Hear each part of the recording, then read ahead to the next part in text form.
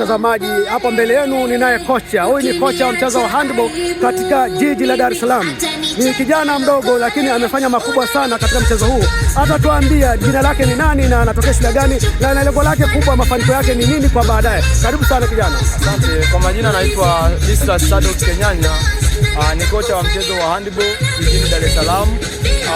Nina ndoto kubwa za kuwafundisha wa vijana ili wafike sehemu mbali, ikiwezekana waende kimataifa hadi dunia iwafahamu kabisa.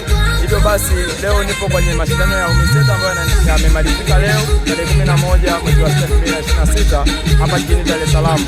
Viwanja ni Duse University, chuo cha Dar es Salaam cha elimu. Hivyo basi nikaribishe kwenye mazoezi yote tutakayokwenda kufanya. Lengo ni kupata wachezaji walio bora wa mchezo wa handball. Asante. Na huyo ni kocha, kama nilivyoambia, ni kocha wa handball wa jiji la Dar es Salaam.